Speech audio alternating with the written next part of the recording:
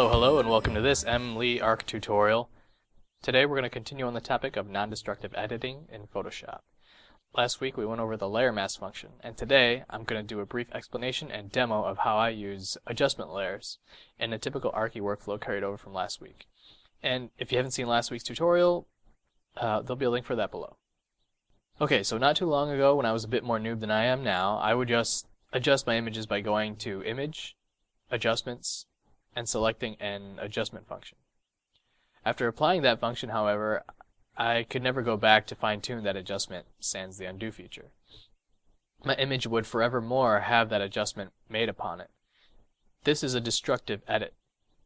Now, it may not seem like a big deal, but when you've applied several adjustments, then realize you need to redo the first one, and then you need to remember all the factors pertaining to each adjustment, it can get a little frustrating. Luckily, there's a non-destructive way to make image adjustments, ergo, the adjustment layers. The adjustment layers will affect your image without compromising any of the image data. You can adjust them at any time and even turn them on or off, allowing your workflow to be much more facile. So yeah, that's the gist of it. Now we're going to make some slight adjustments to help fit them into the scene a little better. The first adjustment I'll make is correcting the value by hitting the Adjustment Layers button on the bottom of your layer window and select levels.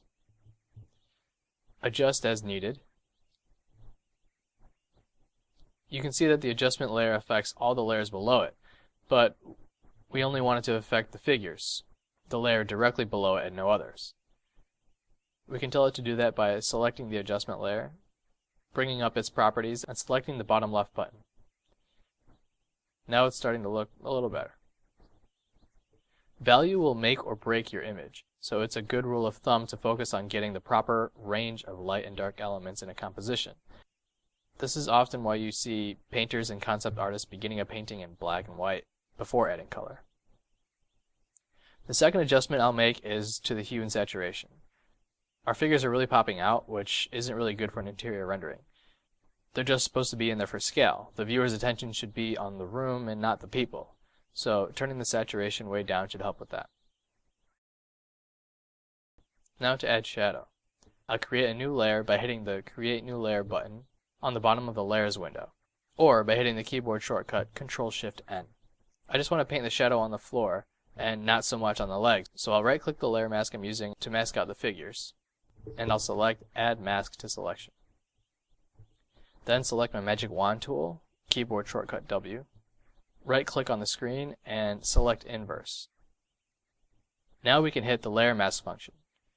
What we've just done is inverted the other layer masks so we can add shadow to the floor and not add any to the legs. I like to set the blending mode to overlay for this. For an explanation on blending modes, check out my quick tip, and there's a link for that below. Now to correct shadows and highlights to match the light in the scene. Create a new layer once again and apply the original layer mask to that layer, because we want to paint on the people this time. Now paint some black with a soft brush to add shadow, and some white for highlights.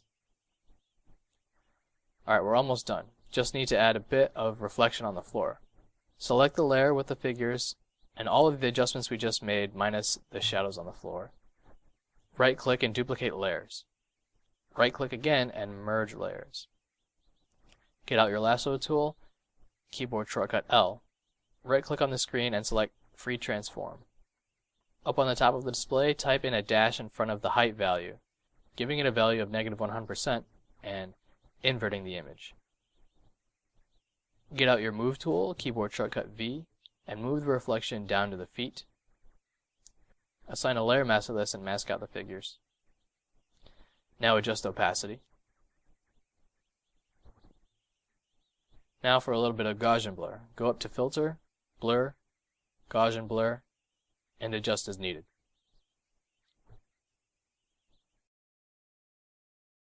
And there you have it.